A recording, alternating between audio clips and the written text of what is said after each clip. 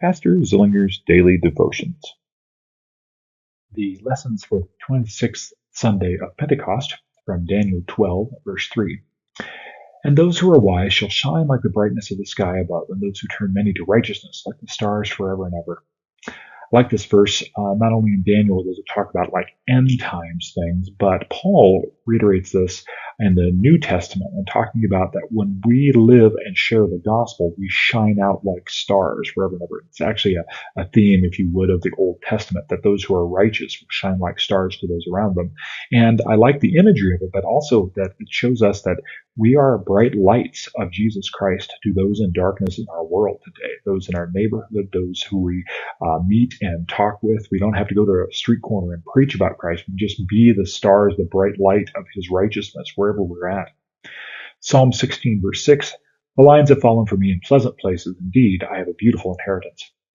Now, in Psalm 16, there is an element of your enemies or how you are safe. And in here it talks about the lions have fallen for me in pleasant places. It's really talking about a boundary place, that you're bounded and that in that boundary you have a pleasant place, you have a beautiful inheritance.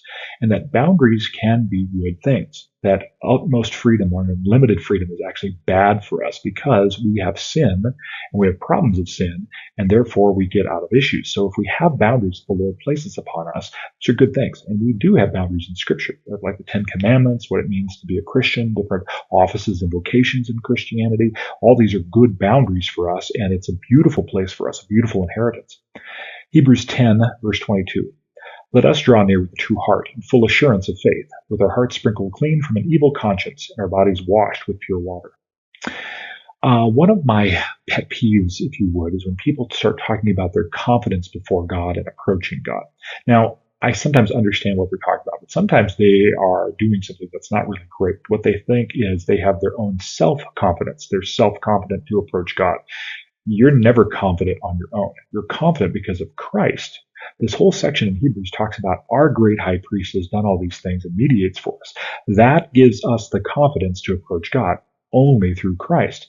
So when you have prayers, when you have forgiveness of sins, when you have worship services, Christ should be front and center, not us, not our justification, not our righteousness, not our self-confidence. It's always confident that Christ has done it all for us and we hide behind him. Mark 13, verse 4. The disciples say, tell us, when will these things be, and what will be the sign when all these things are about to be accomplished? Jesus is talking to his disciples here in Mark about the destruction of Jerusalem when Rome comes in and wipes things out. And then he gives a little forewarning of it. Now, oftentimes the disciples are asking this question of when exactly is this going to happen? And Jesus comes in and says, let me tell you the roadmap of things that happen. And then he starts to describe what will happen to the apostles, what will happen to their witness as they go out into the world and in Jerusalem.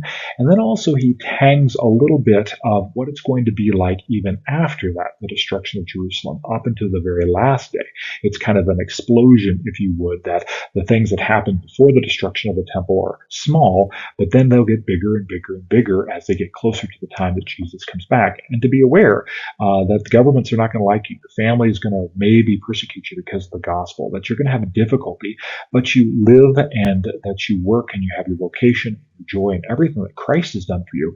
And ultimately, you don't really worry that Jerusalem might be destroyed or your nations might be destroyed or your stuff taken away, all because Christ is with you. If he has conquered the world, you've conquered the world with and through him.